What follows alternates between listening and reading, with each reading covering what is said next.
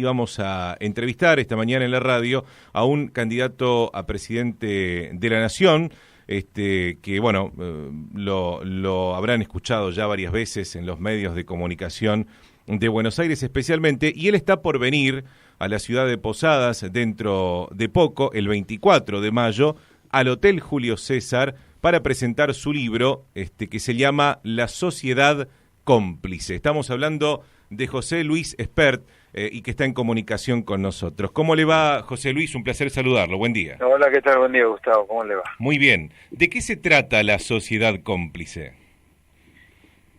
Bueno, yo le diría es la otra cara de la moneda del otro libro, el primero que yo publiqué, la Argentina Devorada, que fue un bestseller en 2017. Este libro un poco es la otra cara, en el sentido que la primera cara fue contar quiénes eran los devoradores de la Argentina, por eso la Argentina Devorada. Ahí identifico tres claros devoradores de la Argentina, parte de la clase empresaria, aquella clase empresaria prebenda, y algunas de las cuales están en los cuadernos. Una parte de la política corrupta, inservible, que no se forma, que no promueve cosas para con la gente, sino simplemente negocios para ellos mismos, y yo diría una parte no menor del sindicalismo argentino cuando uno ve lo que le está pasando al trabajador mientras los sindicalistas son verdaderos señores feudales. Esos tres son los grandes devoradores de una Argentina que es una Argentina en una decadencia que lastima y no sé cómo ya no nos ha llamado tanto la atención como para cambiar, ¿no? Pues la verdad que Argentina viene mal hace décadas, por lo menos medio siglo, y llama la atención, les repito, que no haya cambiado, invitando a los países a los cuales les va bien. No hay que hacer nada extravagante acá para cambiar el deterioro argentino. Este segundo libro mío, que se llama La Sociedad Cómplice, habla de los devorados. El primero habló de los devoradores, los grandes ganadores de esta decadencia, y este segundo libro habla de los devorados. ¿Qué responsabilidad le caben a los devorados? Y comprar los mitos, los buzones, que le venden los devoradores para que sean devorados, ¿no? De todos los ciudadanos en general, ¿no? Y además, bueno, hay una cosa, ¿no?, que creo que no admite discusión para mí. Un país con una decadencia tan larga de Argentina, ¿a quién le vamos a echar la culpa de tanta decadencia? Le podemos echar la culpa en un gobierno que los precios de la soja no fueron altos, a otro gobierno le echamos la culpa a Trump, a otro gobierno le echamos la culpa, no sé, a Chávez, qué sé yo. Pero en algún momento uno tiene que asumir la responsabilidad cuando pasan décadas y décadas y décadas donde Argentina no para de ir para atrás, ¿no? Entonces te doy cuenta de qué mitos Argentina debería sacarse de la cabeza como para que algún día prosperar. ¿Cuáles son esos mitos que hacen que la sociedad sea cómplice de comprar esos mitos? Y por ejemplo, en un país que tiene todo para venderle al mundo, todo, las economías regionales que tiene Argentina no existen en el mundo. Sin embargo, a pesar de que es obvio y claro que lo que más le conviene a la Argentina es vivir abiertos al mundo para venderle cosas al mundo, hace por lo menos, no sé, un siglo que empezamos a coquetear con esto de la sustitución de importaciones, que ha terminado fundiendo media Argentina. Ni hablar a las economías regionales, las grandes, perjudicadas de la sustitución de importaciones. Otro mito es el mito del Estado presente. ¿Por qué digo esto? Mire, hemos llegado al punto donde el sector privado prácticamente es un esclavo del Estado por la cantidad de impuestos y regulaciones que tiene que pagar, y por si fuera poco, es un Estado que nos da poco y nada a los ciudadanos de a pie, encima tiene déficit, como consecuencia de lo cual cada tanto tenemos una crisis. Y en materia sindical, el mito de la justicia social ha transformado a los sindicalistas en verdaderos señores feudales y a la gente cobrando miserias en el bolsillo. Entonces, esa es la sociedad cómplice, ¿no? Comprar mitos que le hacen el juego o el accionar devorador a los devoradores, ¿no? José, seguramente que en esa presentación que usted va a hacer acá en Posadas le preguntarán mucho de economía, y quisiera tomar uno de los puntos que usted acaba de mencionar, el tema de los impuestos. Usted hablaba del ahogo hacia el sector privado de parte de los impuestos, pero le pregunto, ¿cómo hace un gobierno, mejor dicho, para vivir sin impuestos, más con las urgencias que tiene la Argentina? ¿Cuál sería su plan en el caso de acceder a la presidencia? Mire, lo primero que hay que hacer es como lo estamos haciendo, es una suerte de evangelización del argentino medio. El argentino medio tiene errores de fondo, de concepto. Este es uno, ¿no? Pensar que ¿qué hace con tantas necesidades sociales si no quiere achicar el Estado? Si no entendemos que por culpa del Estado que tenemos existen las necesidades sociales que hay, bueno, es difícil que Argentina prospere. Por eso nuestra tarea es, primero, de comunicar y en todo caso evangelizar, haciéndole entender a la gente que está totalmente equivocada cuando razona, pensando que el problema es achicar el Estado, cuando el problema es el Estado que tenemos, la presión impositiva salvaje que arruina proyectos de inversión que son los que verdaderamente dan empleo, y como tiene déficit porque gasta más de lo que recauda, cada tanto tenemos una crisis como era el año pasado. El año pasado, por ejemplo, fruto de la crisis que tuvimos, la crisis cambiaria, que es culpa de una crisis, de un exceso de gasto público, o sea, de un Estado que gasta demasiado, el sector privado destruyó 280.000 puestos de trabajo, 280.000 puestos de trabajo. Sin embargo, ni la política, ni los empresarios más notables, prácticamente nadie se escandalizó por ese hecho. Sin embargo, uno dice, che, hay un montón de ñoquis ahí en el Estado, que son una estafa para el buen empleo público y para que pague impuestos, pero nadie se le mueve un pelo por eso. Sin embargo, te dicen, no, mirá, si echas un empleo público se prende fuego el país. O sea, acá hay una cuestión de falta de comprensión, que digamos, toleramos alegremente que el sector privado se descapitalice, como es despedir gente, porque los empresarios para contratar gente invierten tiempo, esfuerzo en la gente que contratan, capacitándola, mandándola a sus empresas a otro lugar. Cuando un sector privado destruye un empleo, está destruyendo capital en realidad. Ahora, eso a nosotros como sociedad nos importa mucho menos que si uno dice, mirá, el empleo público no tiene nada que hacer en el Estado. No estoy hablando ni del buen empleo público, estoy hablando del que no tiene nada que hacer, al que le han creado un puesto especialmente porque es amigote del intendente, gobernador o presidente de turno. Esa gente hay que despedirla, subsidiarla, pagarle subsidios de empleo, formarla y capacitarla para que pueda ingresar al sector privado. Entonces nuestro programa económico es ese. O sea, ayudarla. Eso no es lo más importante, no es lo que... A ver, sí. Lo más importante acá es entender que Argentina es inviable si no le vende cosas al mundo cuando tiene todo para venderle al mundo. Y eso, la única manera que se puede hacer para no repetir sucesos con Martínez de Oz o con Menem, es que las empresas tengan menos impuestos para pagar, la sociedad también, y los costos laborales sean razonables. Ese es el punto. En ese sentido, las retenciones, por ejemplo, que se han reimpuesto, van en contra, ¿no? Claro. Usted tiene que eliminar cualquier tipo de impuesto a la exportación. Usted tiene que venderle cosas al mundo. Es ridículo que un país que tiene todo para venderle al mundo, encima de que estar cerrado al comercio, se cierre más poniendo un impuesto a la venta de productos al exterior como son las retenciones. Nadie en el mundo, pero nadie en el mundo, cobra retenciones a las exportaciones de su país. Eso es una cosa amorfa, ridícula, nuestra falta de entendimiento como sociedad del problema, ¿no? José, le quiero preguntar, y le paso acá la pregunta de un amigo que es economista y está escuchando la radio. Dice, preguntale por favor a José, ¿cómo piensa que se puede resolver el frente financiero argentino con una deuda en relación al PBI que llega casi al 90%, una balanza comercial que está, destrozada vía caída de exportación y de bajo valor agregado, con commodities que además están en baja y con esta inflación que, conocimos en los últimos días anual de casi el 56%? Bueno, hay varias cosas en la pregunta del economista. Voy a empezar por la última, que es para mí la conceptualmente más importante. Argentina no exporta con poco valor agregado, eso no es cierto.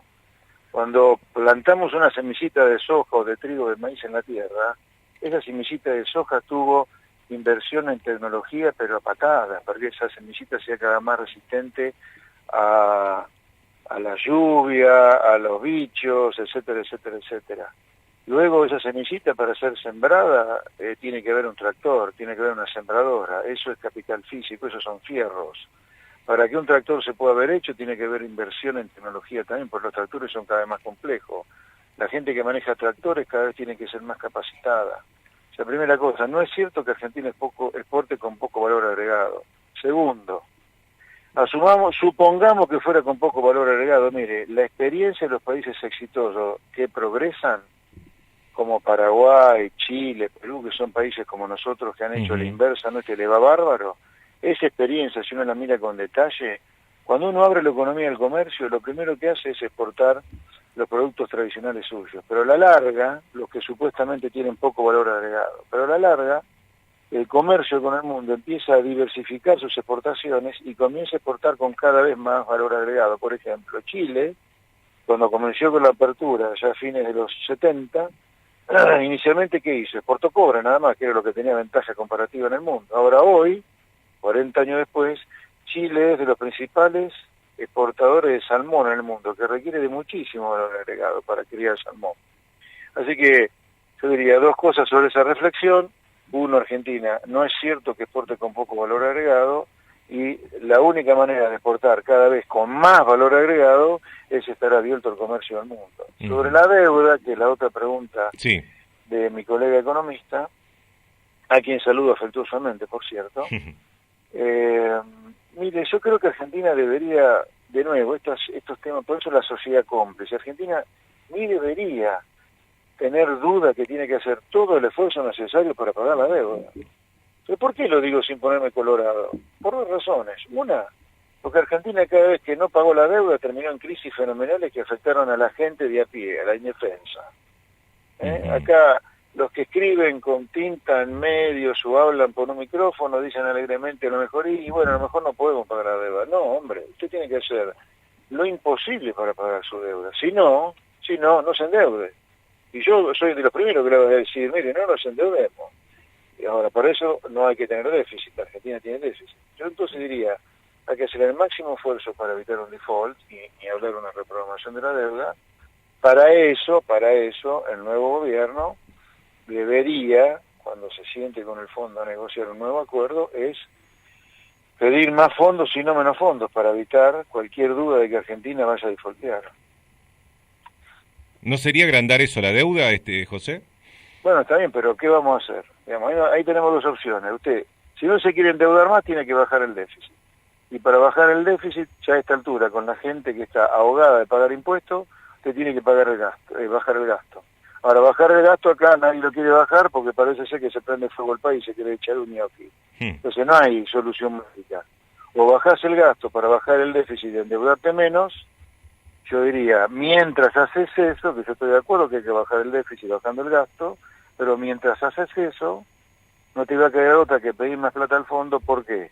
Porque si no corres riesgo de no poder pagar la deuda, y yo creo que hay que evitar un default. Yo soy un tipo práctico en ese sentido, no poco ideologizado. Hagamos cosas de sentido común. Argentina no puede evitar un default. ¿Cómo hacemos para evitar un default que siempre termina perjudicando a la gente que menos defensa tiene? Mire, dos cosas, le diría, en términos prácticos en Argentina de hoy, para evitar un default.